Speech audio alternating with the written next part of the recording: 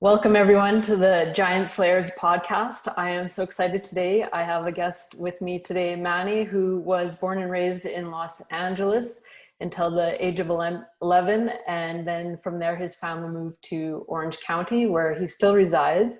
He was a former Bellator MMA fighter turned entrepreneur and podcaster. And I am excited, Manny, to have you on. Thank you so much for being here. Yeah, well, no, thanks for having me. I'm excited to be on here.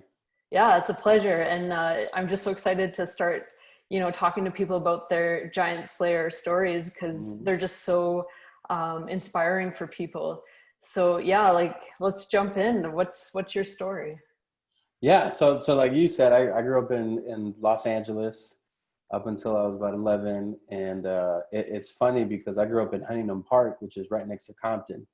And if you guys don't know where Compton is, it's Compton is where they made like NWAs out of there, and it's a really gang infested, I guess, area. And so my whole life, where I grew up, was where all the Mexicans were. So my whole life, I saw nothing but Mexicans and African Americans, and I never saw a white person. I only saw white people on TV. So I was like, oh, every white person's like a celebrity. We were like a myth. Yeah. And then I moved to Orange County, and it's a complete opposite. Now there's very little colored people, if you will, and the majority of them were white. And so because of that, I got picked on, I got, name called, and the only way I knew how to defend myself was to fight. And I would always get in trouble. And I grew up Catholic. And so I always had this like fear of God. It was never relationship. It was always, my parents would always be like, hey, whatever you do, he's watching you. And I'm Yeah, like, so it was like oh, a scared fear, not the oh good yeah, it kind. wasn't, Yeah. yeah, respectful fear. Yeah. It was like, I'm scared of this God thing that my parents are always talking to me about. And I went to church every Sunday, grew up going to church, and I hated it because you stand up and sit down and stand up and sit down. And I'm like, man, what is this? And so I don't know if I had ADD or whatever, but I just never paid attention. I never really took the time outside of church to go get into the Word or go read the Bible or build relationship. I never did that. I was like, okay, cool, church is gone. I'm gonna go play now. It's time to play video games or go outside and get dirty now. My parents were never really insisted on like, hey, why don't we read like a verse, or why don't we read the Bible right now? And let's all sit down and kind of dissect what we think that means. There's never a point to do that, for whatever reason. And so moved to Orange County, grew up here, and fast forward to high school. My sophomore year, I met this really attractive girl who's now my wife. But I met her, and she grew up in the church. And so she was really involved at her church, and would go to like youth groups and meetings and all this stuff. And I was like, you know what? If I want to spend more time with her and get to know her, I should probably do things that she's interested in. So I started going to church, and I really honestly went just to impress her, like to hang out with her more and be around her. And once we started dating, I really started going all the time. And I mean, I'm sure you know how it is, and you have puppy love, and you just want to be around them all the time, and hang out with them. And so I was always there. I was like, yeah, no, let's hang out. I want to see you. And I'm kind of laughing a little bit because it's like God is so notorious for being a trickster. He'll get you one way or another. If he's oh yeah, pursuing you, he's like, I know how to get this guy. yeah. Well, and that was never, on my head. I was always Yeah. like, yeah, I need to go hang out with this girl. And so we ended up going to a mission down in Mexico to go build homes for this little village. Like I thought I thought I knew what poverty was. And like this village had nothing. It was a fishing village.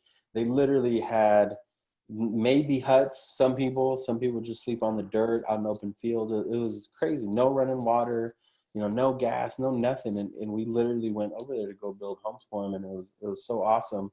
And it was the first time I ever like lifted my hands in worship.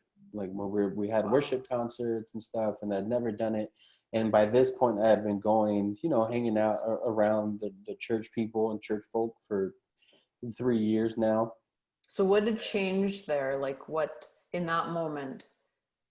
I think really feeling the spirit, because we went down and we played a concert for the town. So imagine this, like this open dirt field with nothing around it for maybe half a mile. Say half a mile to a mile radius of just dirt field, and then there's houses on the outskirts. Right. And this town, I didn't know at the time, but we get there and we're setting up the stage and stuff, and all, getting all the instruments out, and this guy, we had a van with like doors that would kind of open up, like flood open, two doors in the back, and I'm moving stuff, so I'm not really paying attention. Next thing you know, I look to my left, and this guy's like standing right by the door, like almost like a ghost. He just kind of appeared, and he's talking to me in Spanish. I'm fluent in Spanish, so he's in Spanish telling me like, you don't know how much this town needs this. And I was like, what are you talking about? And he goes, this whole town is full of witchcraft. Wow. It's very like prominent here, and that's what they're known for. Wow. And I'm like, oh, okay, wow. And there's a piece about him, and I put it on my kids' lives. I'm talking to this dude mid conversation. He's telling me how bad the town needs it. It's witchcraft. How we're gonna get blessings because we're here. And I turn around. Someone called my name to get something. I turn back around. He's not there. And I'm like, yo, this is I just funny. got chills. And so we play worship, and then I get camper of the week, and I'm getting all these really neat experiences, right?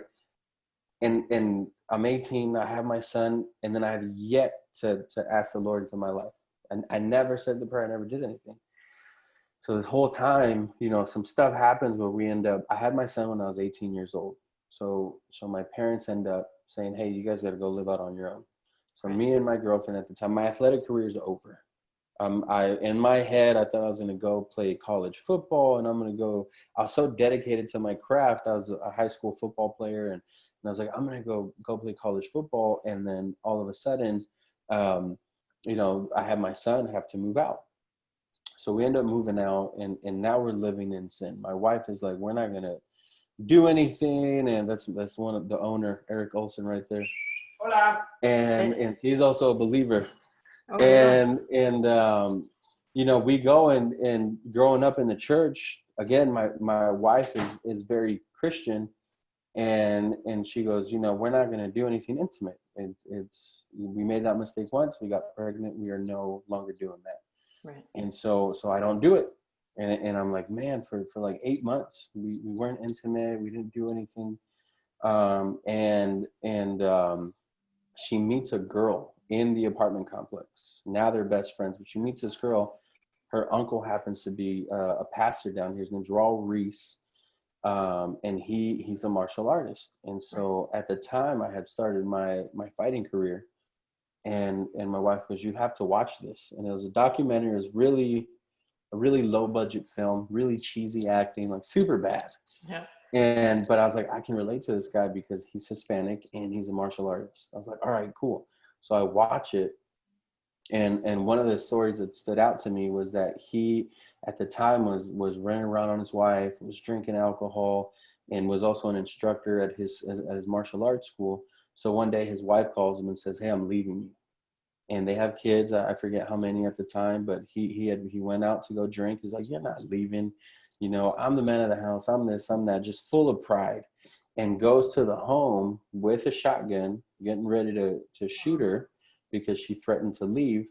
And he said that when he was there, Pastor Chuck Smith was on the TV, and he was so annoyed that this pastor was telling him, like, if you want to get saved, you need to say this prayer. Like, you are in turmoil, your life is falling apart. Say this prayer. And all of a sudden, he shoots the TV. He gets really upset, gets mad, shoots the TV. Shoots the TV with a shotgun, yet the picture and the sound is still coming through the TV. Wow. And he said right then and there, he got on his hands and knees and asked the Lord into his life. And I was like, man, that's crazy. So even then, I still didn't ask God into my life.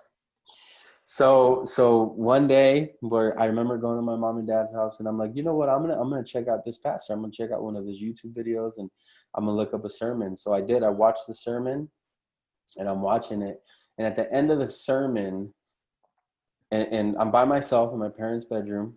I have the laptop on my legs, and I'm kind of just hanging out watching it.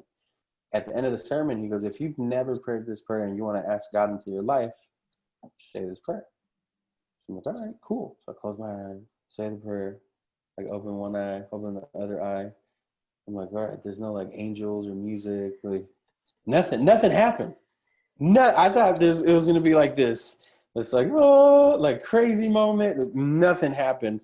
And I can honestly say that ever since then, my life has gotten harder in a good way. Harder in the sense that I have to say no to the world, and you know, we're all sinners and we make mistakes, and but I've had to be more disciplined. I've had to show more love, and I'm a very short-tempered person. That's why I decided to fight. I was like, man, I get paid to punch people. Yeah, love it. and and that journey's just it's been so incredible, because there's moments when God will show up when you don't expect him to, and or sometimes you don't even want him to. And Yeah. so and it's impacted me in different ways as I mature and I get older and I grow, not just as a person but in my faith. Like, instead of arguing with my wife, we'll say, hey, look, well, why don't we're both mad, but let's pray. Like, why don't we just take it to God? Yeah. And it's fun. It's not funny. I mean, it's crazy how just that one action or that one, you know, effort of love completely transforms the argument, or Yeah, change. there's something about prayer that really just shifts an atmosphere. Hey, when you just Yeah, submit and be like, you know what, this isn't working, whatever we're doing, so let's go to God and see what he thinks. yeah. Well, and I was never like that. You know, I'm very stubborn, and like I said before, I'm really hard-headed, really stubborn, and I'm like, no, I can do things. Even like submitting, like we were talking about before, it's so hard growing up, not like growing up playing sports your whole life. It's like, don't quit, don't Mhm. give up. You're so much better than that. Push past it. And always all these motivational things, but We're it's very conditioned to perform yeah. in society, and I feel like in church, in religious backgrounds, to Oh perform. yeah, yeah. It's funny, especially down here in South Orange County. My wife always goes like, you know, people always talk Christianese, like Yeah. they want to give you the right words and the right message, and it's not about that. You know, No. I really believe that as a Christian, everyone has a very unique relationship with God, and everyone has their own. Obviously, our goal is to love and to treat other people, and we have the Ten Commandments. It's almost like a blanket over our life, but it's our relationship with Him is very intimate and it's very Hmm. unique, and so I think when you talk about the whole Christianese thing, it's bad, and it turns some people off. Like I remember one of my buddies told me that Gandhi said this quote, that he'd be a Christian if it wasn't for Christians. Yeah, you know, I've had so many conversations with friends about this, like people that were burnt by the church. I was actually talking to a friend last night about it, and that's probably the number one thing where they're just like, you know, you walk away feeling worse than you already did a lot of the time. And so this is why actually I started this podcast, is because I just really am so passionate about people knowing that religion and relationship are two completely different things. Yeah, yeah, 100%. Yeah. I think it's hard, especially when you're, as a human, you want direction, you want structure. It's easier to just show up and just say, okay, I go to church on Sundays. I just got to show up and I'm cool. And even me myself, I got to call myself out sometimes, because I'm very good at just waking up and reading the verse of the day, and that's it. I Hmm. open up my Bible app and say, okay, that's the verse of the day. Cool. And I justify it because I've had pastors in the past tell me, like, at the minimum, at least read the verse of the day. And I'm like, well, if the pastor said it, like, that's all I have to do. Yeah. I know that it's good, but the same way I challenge myself in athletics, I need to challenge myself in my relationship with God. Yeah, And so, absolutely. And I mean, at the end of the day, you end up winning if you do pursue God more, because Yeah. it's Yeah. so hard too to like live a life of love if you're not connected to the very 100%. definition Yeah. of love, right? Yeah. So Yeah. it's funny And like how you try to squeak by, but you feel it. oh yeah. Yeah. Yeah. And if you look back, like if you were to reassess your day and say, man, I read the verse of the day, my day was kind of crappy. But then you go, man, I really got into the word. I spent time with them. I spent time in prayer. I was quiet. All of a sudden you remember those days and you're like, wow, that day was amazing. And Hmm. even with tithing, like a lot of people that I listen to are like, that's the only thing God challenges you with. And as an athlete and as a fighter, I'm like, okay, I like challenges. And it's funny when I don't tithe, I notice it a lot. And when I do tithe, there's all of a sudden these blessings, and they're direct, they're financial blessings. It's not like, hey, we're going to bring this really cool friend into your life. It's like a direct, not that it's a payback and you shouldn't expect that just Yeah. because you're tithing, but it's like when you do it with an open heart and you say, yes, I want to give this to you, you tithe. And I believe even if God is challenging you, I was just listening to a sermon yesterday where God said, no, he wants your heart to be yucky and he wants it to be hard for you to tithe because he'll show you like, hey, if you follow me, if you just listen, these are the blessings that you'll get. And a lot of times we don't listen. I'm really No. good at saying, God, I'll give you 90% of my life, but I'm so controlling and stubborn that let me, I can do 10% I can handle. You get the rest. But it doesn't say that. God wants all of it, all of your whole life, everything in your being, your thoughts, everything. And I justify things, Yeah. like even watching some TV shows for entertainment. Like I'll watch certain things where my wife's like, no, they're cussing or they're using God's name in vain. My whole thought process or my excuse is always like, well, they don't know. They don't have the knowledge that we have, and sometimes that's okay, but that doesn't mean that it's okay for you to Well, it's introduce. what it's doing to your environment because what you Yeah. water will grow. Yeah. Oh, that's good. Yeah, That's good. right. And I wanted to go back to tithing because tithing was such a like it's been so abused, I think. Oh yeah. Um, and it one of my favorite sayings is God doesn't need your 10%. Yeah. Like it's so funny. But yeah, Yeah. it's like where it's just like, no, I'm gonna give it to you all, and I'm gonna trust that you have the best in mind for me, and you really do have plans and purposes for me. Like it's not this, you know, okay, fine, I'll give you 10%. It's like it's a total surrender. The 10% is more really beneficial to you because it's like God's up there like I ain't broke. Yeah. Yeah. Yeah.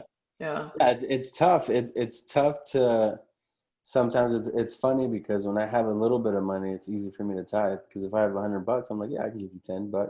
Yeah. But if I have 10,000, I'm like, ooh, that 1,000 goes a long way. Like, do I Yeah. really Isn't want to give that? we're so ridiculous. Oh yeah, Uh, it's insane. yeah. So I want to go back to because I had a question there about when Hmm. you got saved and like there's no angels, there's no, fireworks. I had the same thing, and I remember thinking like, really, God, like not even like a little trumpet squeak, like Yeah. nothing, like, and but you said from there your life got harder. So my question there was, did that discourage you? Like, did that kind of set you back a little bit for a while, or like what got you from that where there was nothing to, okay, I'm gonna take on this battle, and I'm gonna live my life better. And I think because of my natural nature and the type of person I am, I looked at it as a challenge. And I was like, okay, God, well, what do you want from me? Like, what else? What do I do next? Right. Like, do I go to a church and take class 101 to first step to being a Christian? Like what do I do? And it was nothing. I did that. I went to church and I took class 101 and 201. And I was like, no, that's not what I want. And I would try to do all these things that I thought he wanted me to do instead of just listening and being silent and getting into his word and thriving for that, like wanting that. Mm-hmm. I just wanted to do what was normal. Like, well, okay, well, there's these steps. What does this church say I should do? I need to go to these classes to get certified and become Christian. But that's not what he wants. And so for me, I looked at it as a challenge, and I still do. I still do to Yeah. this day. So that I don't get stagnant. There's definitely days like I pride myself, and the Bible app has like these daily streaks of how many times you've gotten to your word. And so Yeah. like I'm at 87 days right now. I should be at like 200 and something, but I skipped a day, and I'm just Hey, down. hey, you're showing up a lot more than a whole lot of other people, so Yeah, you're yeah, doing but you're doing good. getting back to what you were talking about when we were talking about love and being connected to that, I think it's taught me, because God will put certain instances in my life or struggles where if I look at it from another perspective and another lens, it's like, okay, he's trying to show me something. He's trying to teach me something, as opposed to like, okay, how can I defeat this? Like, how can I battle through this? It's not about that. Yeah. It's already been defeated. Yes. Whatever we have in our midst or whatever struggles, it's if we take it, and I know it sounds Christianese, but if we take it to the foot of the cross and we say, Lord, like, what do you have for me? I started learning and listening to different people about prayer life, and instead of being like, God, please, I need this really cool car, and I want this Yeah. really nice job, like pray about, like, in this instance, God, like, what are you trying to show me? Yeah. What do you want me to learn? Yeah. Like, what do you want me to do? How do you want me to react? Like, pray for guidance. Hmm. Don't pray for things, materialistic things. And that's okay. Like, God put those desires in your heart. He Yeah. created you. But pray for solutions. Pray like, God, how do you want me to fix this? What do you want me to learn from it? Like, how do you want me to act in this season? Because it's just a season. All this stuff doesn't last Yeah. forever. And it And so, undoes like the training that we got in the world, because I find like the kingdom of heaven is so polar opposite. oh So yeah, polar opposite. yeah. So sometimes in a situation we think we have the answer, and then you go to pray about it and he tells you something else and you're like, I would have never thought about that. And it's so opposite.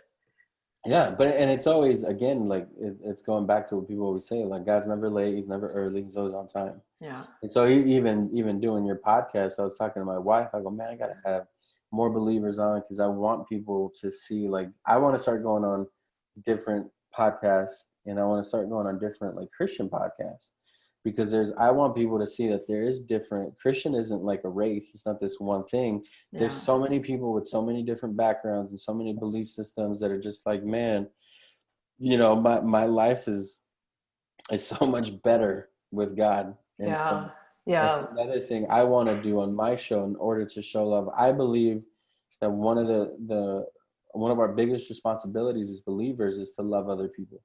Absolutely. And like, it's really cool down here in San Diego. There's a pastor that literally goes to bars and goes and preaches to people at bars, not in a total like Bible thumping in your face type of way, just like, hey man, like, I've seen you here for 3 months every Yeah. weekend.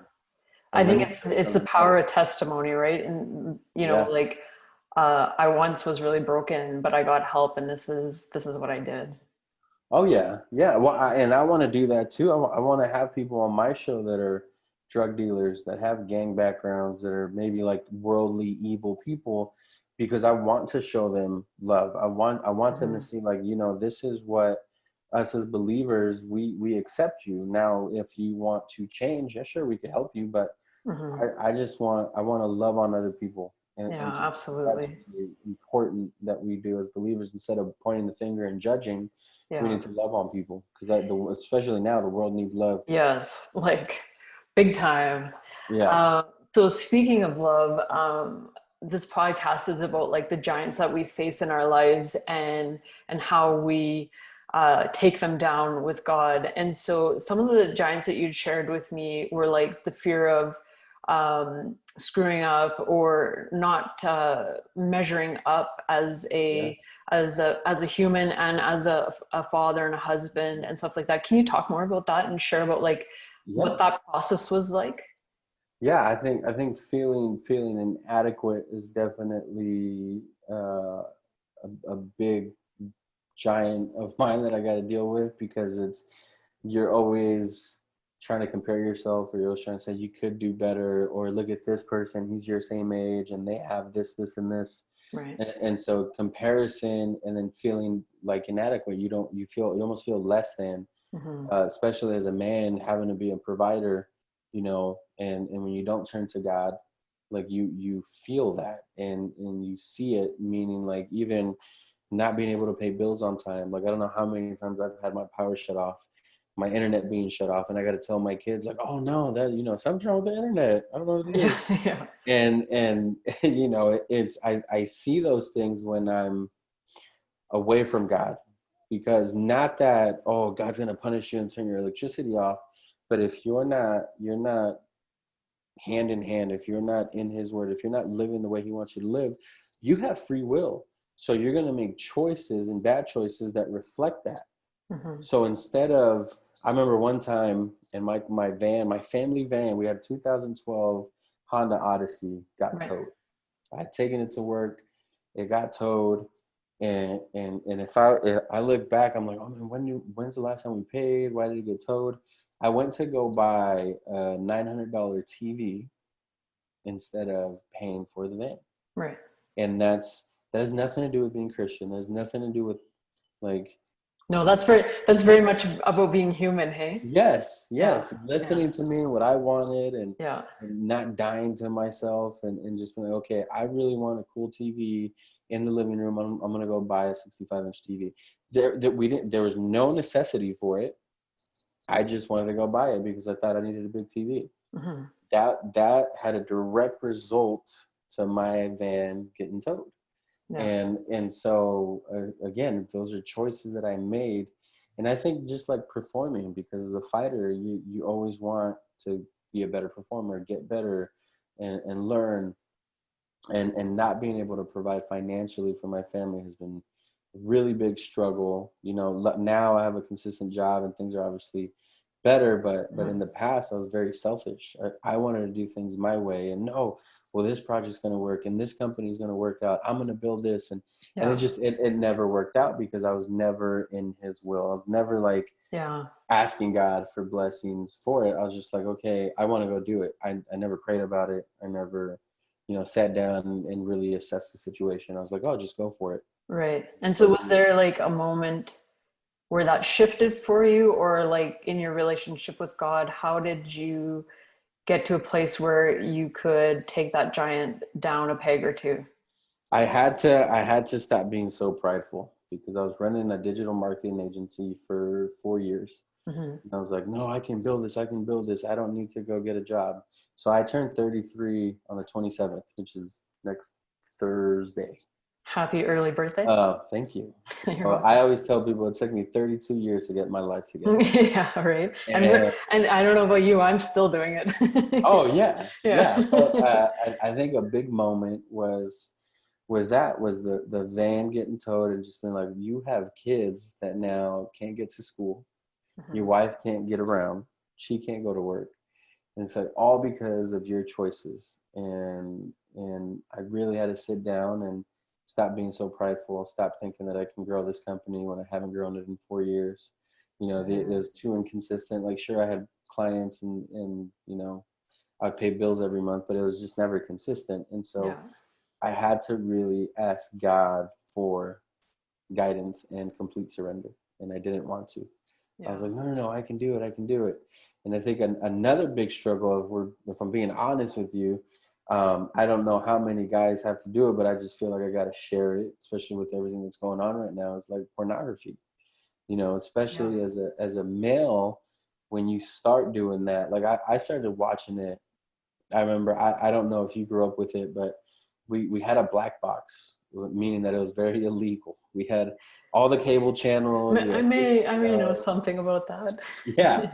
So we had everything. We had all the pay-per-views, and HBO and Cinemax and Showtime. And I remember watching it when I was like 6 or 7.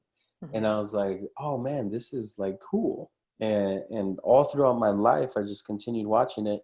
And it was like degrading. You almost look at your partner as an object or something to please you, as Mhm. opposed to a partner. It's very Uh, poisonous for sure. Oh yeah, yeah, and you just, it's funny because my son's going through that now, through that phase, and he's 14, and I tell him the same thing. I go, it messes with your relationships. Like God literally says in the Bible that he created woman from a man's rib, not to be a slave, not to be a servant, to be a partner, so that man is not lonely. So it's like, that's someone you're supposed to do life with. That's someone you're supposed to like entrust and make better, and they're supposed to make you better, and you're supposed to be able to rely on that person and they can rely on you. Yeah. And It's working together, not what can I get from you? yeah. Yeah. And when you look at porn, that's the exact mentality you have. Yeah. Hey, I'm feeling a certain way, I want some, I'm gonna go do it. Or you justify it by saying, oh, well, my wife didn't give me any, so I'm gonna go watch it. Yeah. And you always find all these ways of justifying it. Yeah. And now with all the stuff going on, people are saying like, oh, even these actresses in the industry, like they could be trafficked and you wouldn't even know it, because they're getting paid and they're getting mentally abused and saying this is all you can do, or they're on drugs.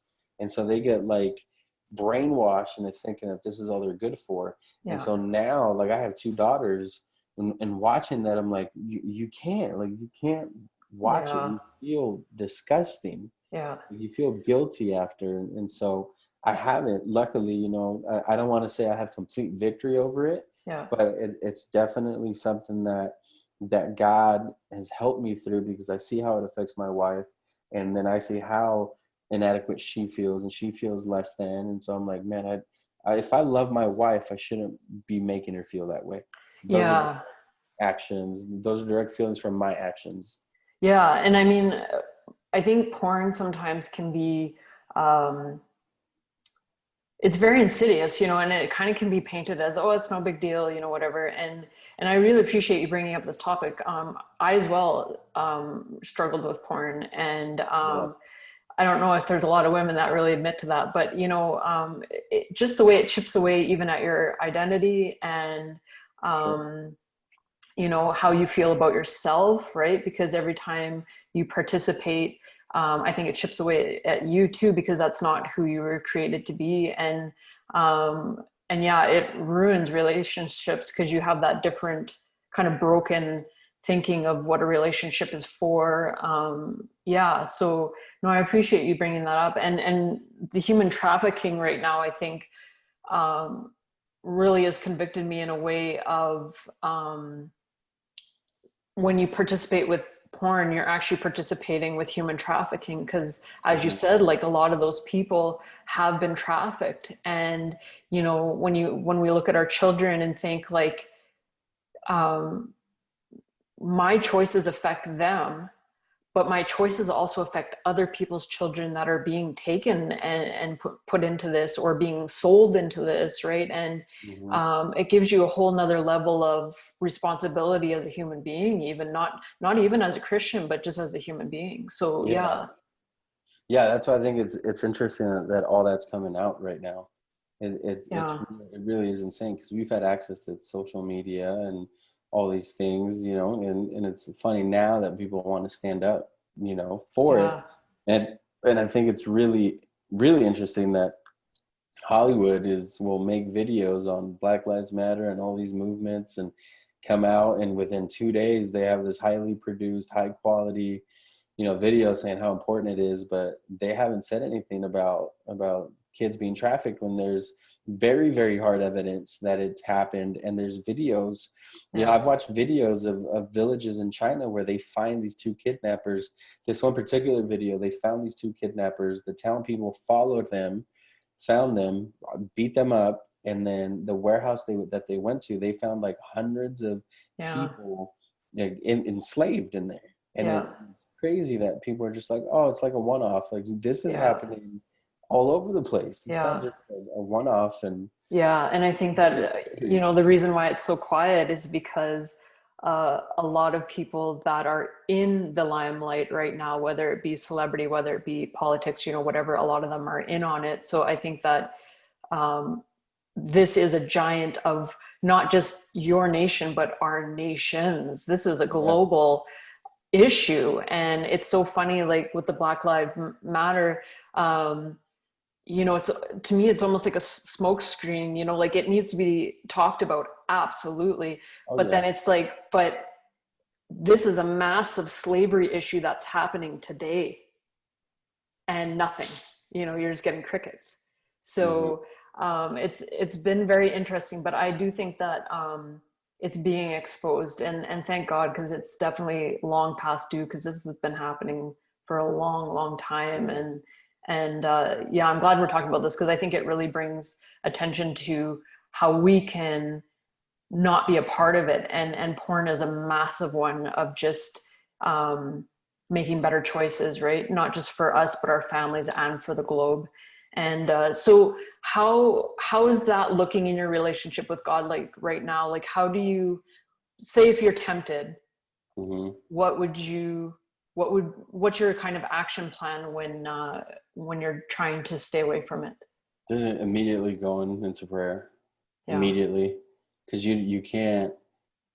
There's no like I'll get tempted by, let's just say there's a billboard and there's a girl in a bikini. I'm like, oh well, I'm gonna go find some blonde girl online. Like, no, Yeah. and you just go write a prayer and you ask God to kill that temptation. And Mm-hmm. so another thing that works for me too is like working out. Like, go not as a distraction, but as an outlet. Like, Right. go and do something, or go use your talents and abilities that you're blessed with to go and pour energy into that. Because Right. if you were to look at it as it's something that's pleasurable, you're doing it because you want to say, oh, I want to please myself and I want Mm-hmm. that release or whatever. Mm-hmm. Okay, then go work out. Or go, if you're a video editor, go edit some videos. If you're a singer, go write a song. If you go pour into what your talents and abilities are, and use that as an outlet instead of just trying to distract yourself, Yeah. you So know? so essentially, you're choosing life and love instead of death, because Yeah, yeah, yeah, yeah, yeah, yeah. Pour time and energy into those things. It's like what you said earlier. You water it. yeah. You water it, and it's going to grow, and eventually it comes down to discipline. Mm-hmm. Is that discipline strong enough? Are you stopping?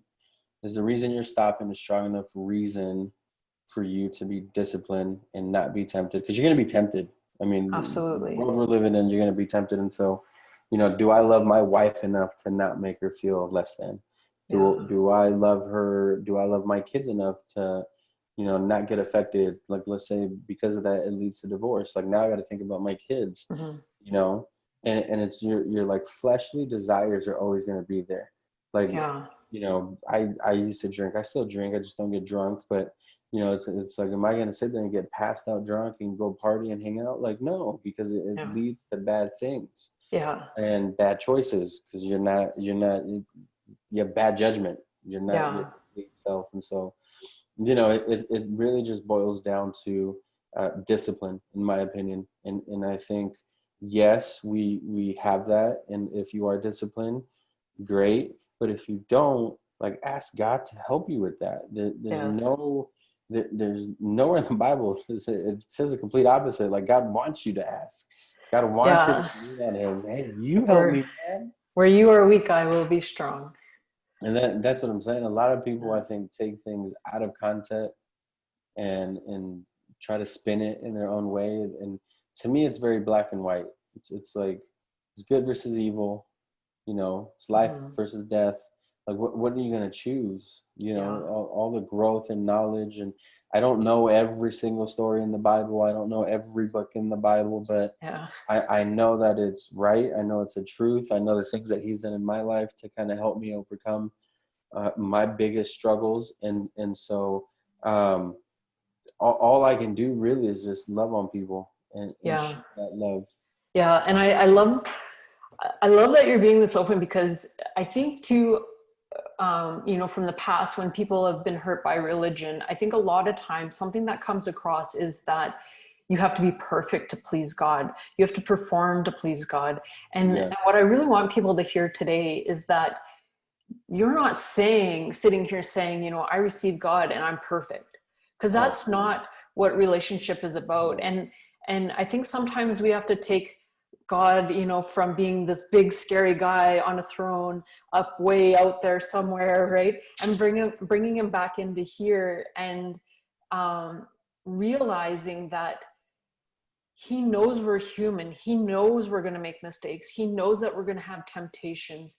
Um, but it's that relationship of being able to come to him and being like, Papa, I'm having a hard day. Like, I really need your help Yeah. today. And just having that humbleness to, you know, come and just say like, I need help. And, you know, it's no different than an everyday relationship. And I think that sometimes, like, I know growing up, I was kind of like you. I was so scared of God. I was so scared every time I did something that, you know, a big lightning bolt was going to come down and zap me in the butt, you know, and like, I was so scared of him. And, you know, and then when now, like, as I was sharing with you earlier, coming back to God and realizing that he literally is the definition of love. And when you come to him and say like, I'm just really having a hard time today, what he meets you with is so beautiful. And he's like, perfect. I was waiting for you to come and tell me. Like, Oh yeah. he's so beautiful. And that's what people don't realize either. Like you can be upset with God. Yes. It's totally okay to be like, man, I'm God. Like I don't know why you did this. Like I'm pissed off right now. Like why I love that job, or I love that person, or that was a great friendship, and we just had. Or like, Yeah. why would you do that to me? Yeah. And it's he's preventing you from something else, from further damage, maybe. Like Yes. you don't know that, and so you know it's like for me I had the business, and I'm like, no, I love the freedom I have with the business, making my own schedule, finding clients, spending time with my family. Like Mm-hmm. I was upset with God, like why would you make me go get a job? Like why wouldn't you bless the business? Yeah. But if in retrospect, it's like I was so prideful, and I was like, no, I have my own business, I don't need to work for someone else. I wasn't being humble. Yeah. And I was like, I can do this on my own, instead of saying He like I he can was be like, I'm gonna God. sand some edges off you a little bit. Yeah, Yeah. yeah, that's exactly what happened. So Yeah. instead of saying like I can only do this with God, and I need God to do this, even the podcast is like I need to do it with God. No Yeah. matter who the guest is, no matter what we're talking about, like I need to center it around God. Mm-hmm. If my eternal life is on the line, like Yeah. you bet that I have to make sure that I make that my priority. And Yeah. I think because my wife grew up in the church so much, I always kind of let her lead. I was like, well, you know the stories, you know, like Mm-hmm. you grew up there, you know the songs, you know everything. Like, why don't you?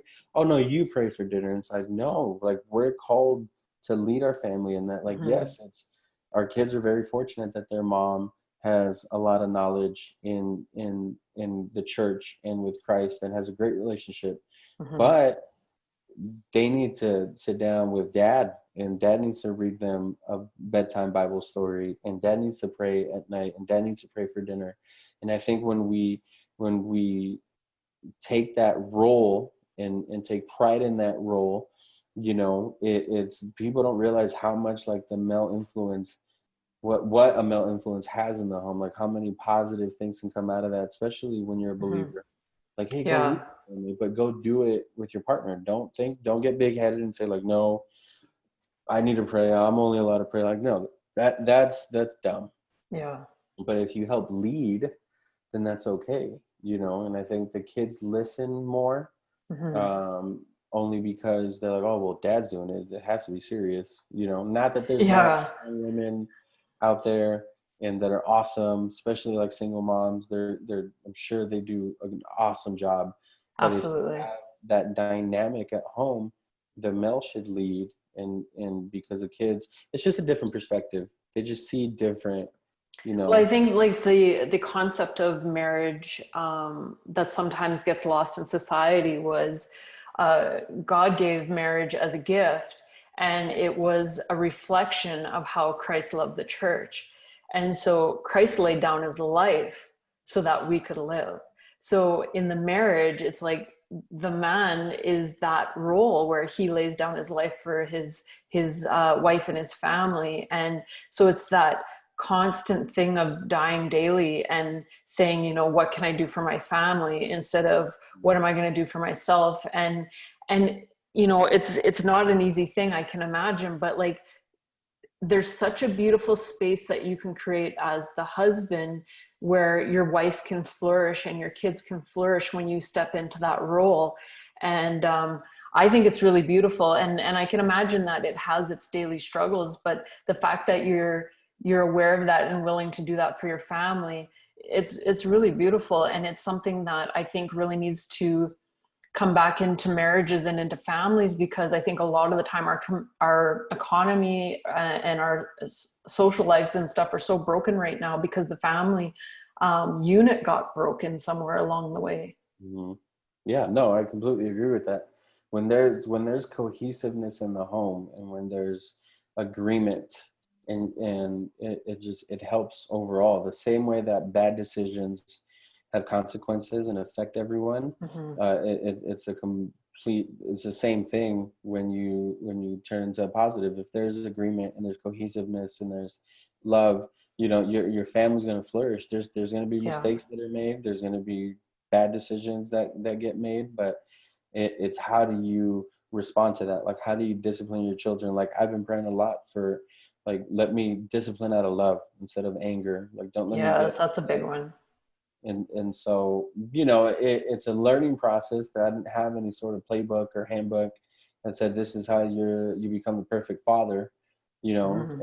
And so a little bit is past experiences, and then a little bit more is just like asking people, like, hey, how'd you guys do it? And just really asking God, like, help me parent well. Like, Yeah, don't. you gave me these kids. Where's the Yeah, manual? Yeah. yeah, like, help me out, man. Yeah.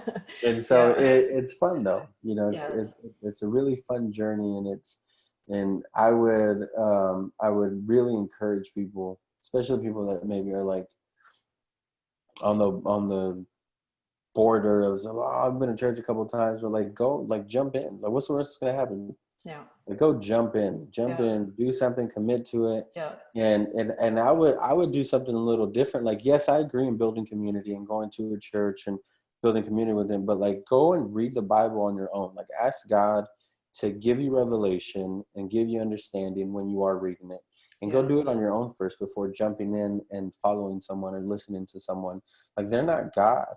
Yeah. God is alive and well, but go look in the Word. Like, you're gonna find all those answers in there. Yeah. There's a beautiful thing called Google. Like, literally, Yeah. just Google, what does God say about tithing? Or Yeah. what does God say about loving other people? What does God say about loving non-believers? And go do your own research. That's the Yeah. best thing you can do. But if you're listening and you're like right on the edge, like, just jump in. It, Yeah. And and for like, because we were talking about religion before, like Mhm. if you get into a church that doesn't feel like love, jump out and go try something else. Like, right? Like you're not Yeah. tied down there. Yeah. Exactly. Yeah, that's it. Beautifully said. You're Yeah. not you're not like, you don't have to go because your friend goes to that church and they want you to go.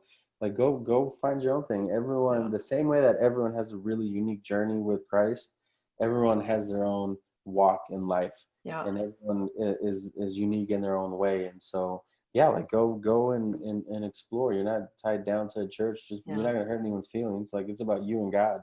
Yeah. And if you do hurt someone's feelings, that's their problem, not yours. Yeah, yeah. Yeah. They can have Yeah. your best interest. Yeah, exactly. There's a fine balance between that, between, like, okay, I have to do what's best for me, so there's a little bit of selfishness, but you're also called to love other people. So, like, am I in this church to love on other people, but still grow your faith? I don't know. It's tough. I think that's a touchy subject, but Yeah. yeah, it's a cool journey to be on. It's never, and you're never really taken by surprise. I It's don't know. all there. Well, no, I'm saying you're and when you look back, you're like, okay, that led to that. Like, Oh, I see. Yeah. Because I was going to say with God, I swear every day's an adventure where you're just oh like, yeah, what? oh Yeah. yeah, it's Yeah. it's Yeah. so different, Yeah. especially now. It's funny because I feel like, yes, the COVID thing's crazy, but I've had better relationships at home. My family life Yes. is better. I'm spending more time with them. I actually got a job. I got hired on, I believe, late April, early May, and it's like, it's Nice. in the middle of Yeah. the pandemic, and I got a job, and so I've really been blessed, even that, like, getting a Yeah. job It's a while it's testimony of hectic, God's goodness. Yeah. yeah, it really is. It's nuts because it's Yeah. like people aren't spending as much money online or marketing, and so it's like, oh man, well, yeah, it's gonna be really hard to get a client, but people need plumbers, and and Yeah, I've got a right. plumbing company now, and so it's really been a blessing, you know. Yeah. So one more question, because I kind of like to Mhm. tie this in, is in your relationship with God over the years, was there like a favorite encounter that you had with him or a powerful encounter with him, and what did you get out of that encounter? I would have to go back to that story when we were in Mexico. It was the That first was time I like lifted my hands. Well, not just the encounter. Well, okay. Well, there's another one. I don't know if it was an encounter with God. It was just creepy. But the story with that guy. That guy yeah. came and talked to us. That was pretty rad. That was crazy. Like now looking back on it, is like who was that dude? Why did he come talk to us? Was Because that an angel? Yeah. he just looked like a villager. Like he literally looked like just one of the guys of this little guy. Yeah. And but one of my more favorite encounters was that first time I like lifted my hands in worship, because even to this day I won't lift like both hands. I'm just like, oh, I'm just not that showy and stuff. Yeah. I'm like, Yeah. oh, I feel like even your worship time is like a very intimate moment between you and God. Yes. And so I'm like, do I have to do it just because everyone else is doing it? Like, no, I don't have to. Yeah. But like I know in my heart that I'm worshiping, or like I'm singing in my head, and I'm like, oh, that's one of my favorite songs. I got to do that.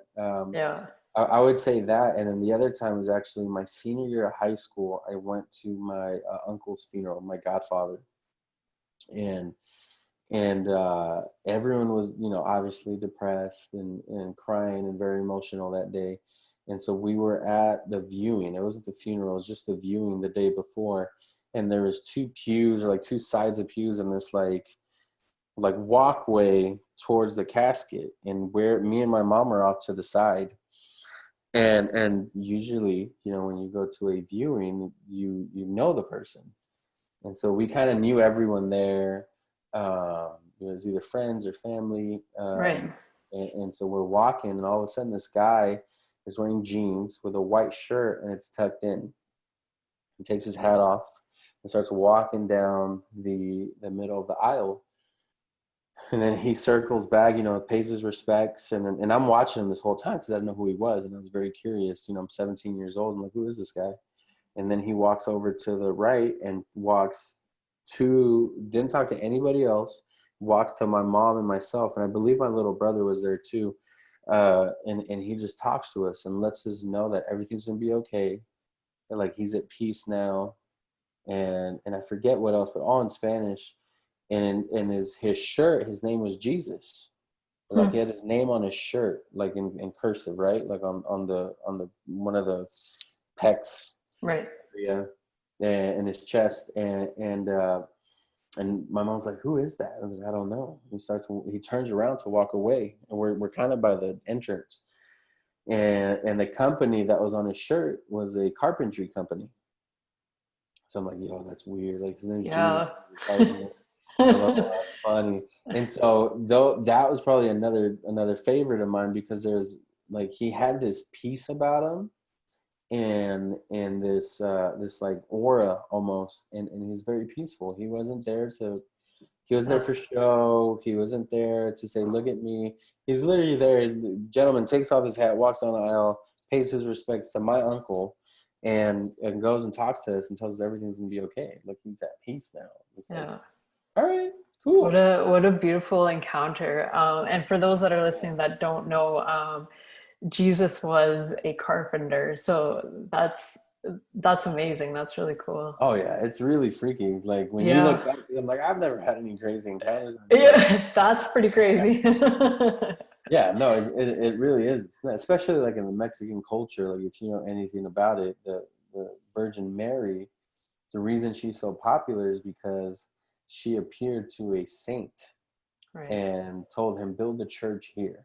And Mhm. so, and it happened to be in Mexico. So like in the Mexican culture, it's like Jesus and then Mother Mary. It's like crazy. Right. Yeah. And so, yeah, it's really nuts to experience all that. And even now, you know, it's really, like you said, it's an adventure. And it's just it's a daily adventure. And it's with everything going on in the world today, like we can't do anything but pray. Like we're not in Absolutely. control. We don't have all the power in the world, and even if we did, there's still other people that have power and control. So it's Mhm. like, what do you do? You know, instead of stressing out, it's like, just pray, and God will give us the answers. And Yeah. if he doesn't verbally give them to you, he'll show you, and you'll know what Yeah. direction to go to. And so, Yeah. And, it doesn't matter what religion you are. It doesn't matter what walk of life you're from. It really, God's not in the religion business. And mhm, we can all right now for sure unite and say a prayer for the world right now, because that again is all that positive being put out, all that love being put out. And I really think that there's healing power in love, and the more that we can bring that to our everyday right now, because a lot of people sometimes they'll say, "Oh, you can't change the world," but I think don't think so little of the healing power of love, because I think when we make a conscious effort every day to get up and choose love and act in love and mhm, do our everyday in love, um, it's making a difference in the world, because it ripples out. Because if you're loving in your home, it's going to ripple out.